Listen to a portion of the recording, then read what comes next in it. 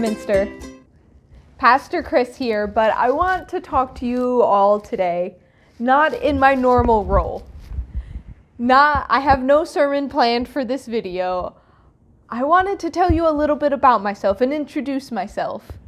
I know that I've been doing a lot of these online worship services. You've already seen my house, and you've heard a bit about me in my sermons, but in an exciting opportunity, I have been offered the position to be the called and installed pastor of Northminster Presbyterian Church.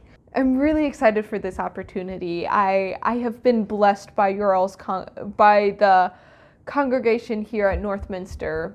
I cannot say how much I appreciate how supportive and celebratory everyone's been at at me being with you all.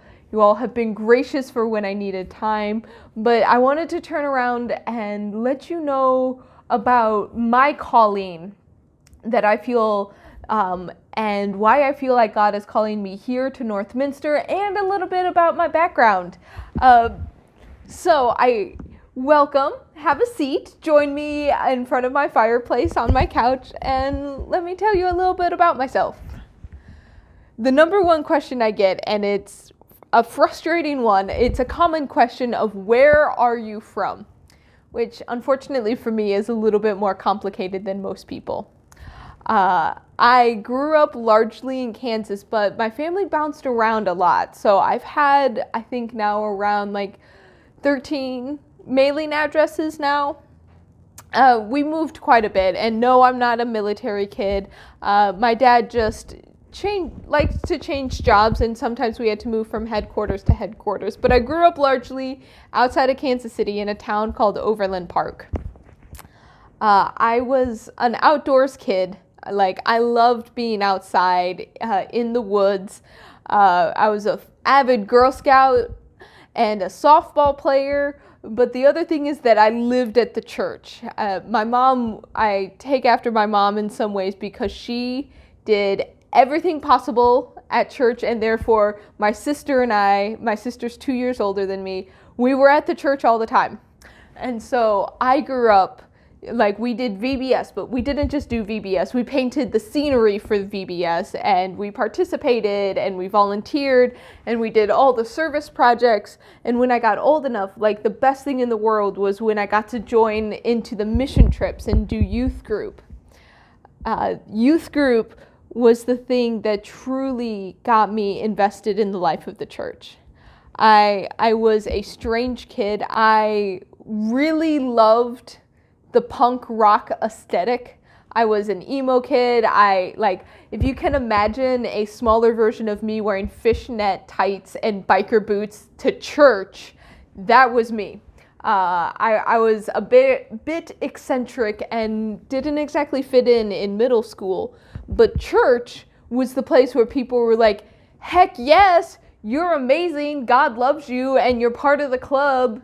Come on, rocker girl, you're coming with us. And it was the first place that I truly felt accepted and loved. And so my goal when I was younger was, how do I spend the most time possible at church where I felt so loved and accepted and celebrated? And so when I was 12 years old, I looked my youth pastor in the face. It was after some outing. I don't remember the event, but I remember we were all walking to our cars, and I looked at him and said, I'm going to steal your job one day. And he looked back at me and said, okay, let me help you. And so that's where my leadership role in the church began. I was about 12 years old, and that summer was when I preached my first sermon. So I've been preaching and talking to people about God and faith and everything since I was 12. But later that year was actually when my family would pack up again and move to Michigan. Rocked my world and was not what I was expecting. I'd finally found a group of kids that didn't think I was strange, and what I thought was my main purpose in life, and then getting rerouted. And so that kind of began my journey, and it has a lot of twists and turns in it of thinking that pursuing other paths of life and coming back again and weaving in and out. But church was always such a strong point in my life. Like when I was in high school, I went to Northville Presbyterian Church. And once again, like I felt like I lived at the church. I was in the praise band, I sang in the choir, and I was on the leadership teams. But at that point, I was like, oh, I want to be an artist. I want to be an environmental scientist. I ended up going to Albion College to study environmental science, and that didn't work out. Story for another day. I ended up graduating with a degree in religious studies.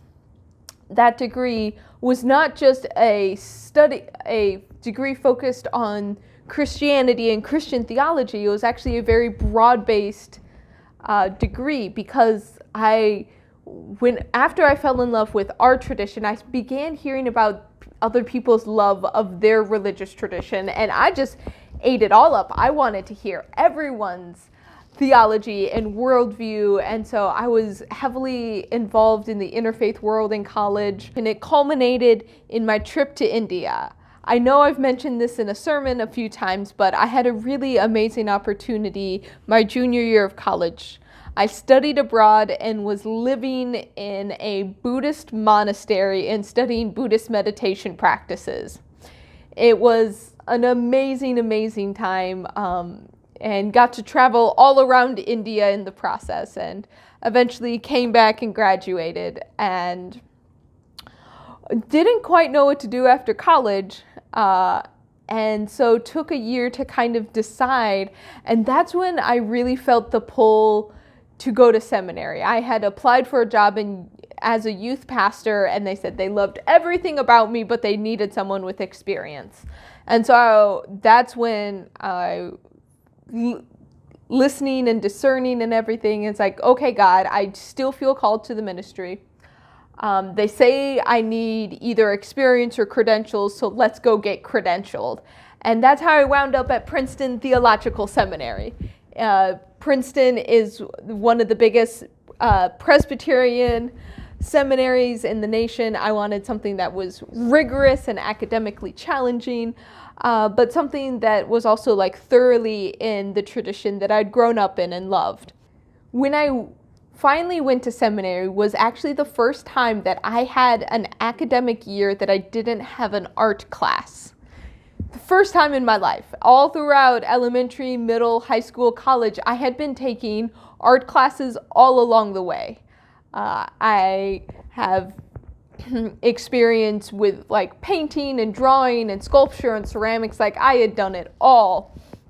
And I ended up with a minor in studio art in college just because I took these classes out of my own interest, because they were fun and I needed an artistic avenue to pursue.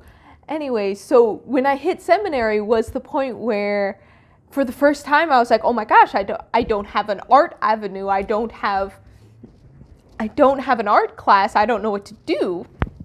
And I sighed and was like, okay, I guess being a pastor means I'm going to put the art that I used to do on the shelf for a while. That can be something I do in my free time, but to be a pastor, I'm going to put it aside. We don't need that here.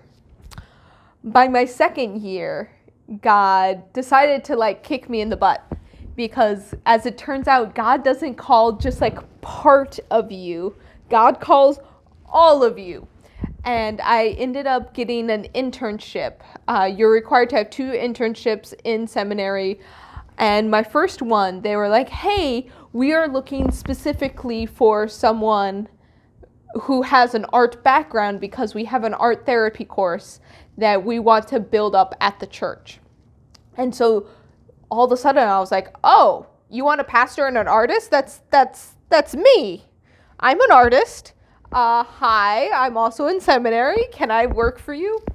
And it was the first time I had come to understand that really God wanted me to be in ministry, not just because I listen and I study theology and I know these Hebrew words, but God had specifically built me with certain gifts and God was going to use them, whether I wanted it to happen or not. So it was one of those moments of, okay, God, I understand. I will listen. And so when I graduated, I began to look at positions that were uniquely suited for my gifts and my skills. I didn't just want to be a pastor filling in to a place where that was a generic pastor role. I believe that each position is tailored for different gifts. And I had very specific gifts, and I will be honest, I have very specific areas that I lack. I am not gifted in all areas. And so what I wanted to find was a church that was ready for creativity. I wanted a church that was ready to shake things up a bit, to try new things, to think outside the box. And what came across the computer screen, it was a reference from a friend, was Kirk in the Hills, actually. And so I was there, Kirk in the Hills' first resident. So I was helping to build their program, but also helping them to reimagine what ministry is. I was brought in specifically because of my creative leanings, because they wanted an alternative service. And it gave a nice little ecosystem where I could learn some of the ins and outs of the technical stuff of being a pastor, learn what a stewardship drive looks like, learn the ins and outs of running things like a mission committee, or what it looks like to plan a Bible study and run formation stuff. And so it gave me the on-the-job training that I wasn't going to get in seminary, but also giving me a playground of saying, hey, build a service, you can do anything you want. But as my time at Kirk in the Hills came to a close, once again, I began to think about, okay, what's the next step? Where's God calling now? And what I was once again keen about is I wanted to be in a place that was ready to do something new. There's a lot that's happening in the church right now. People are worried that the church is dying, and that the fact of the matter is churches are dwindling. I'm not going to beat around the bush. A lot of churches are dwindling. They're getting older, and there's not a lot of people my age. We can go into why I think that's the case, but that's the reality. And so we're at a point where we need to do something else. And this is the church overall. The church overall, the Peace USA and bigger, needs to do something new. And I wanted to find a community that was ready for that.